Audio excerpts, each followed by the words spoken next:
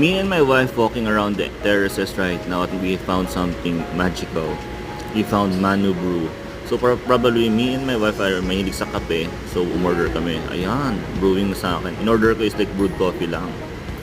So yan, tinatansya niya. So Manu Brew is like located near exit of the terraces. Yan, buy one take one, 149 only. Yan, meron pa silang social media account.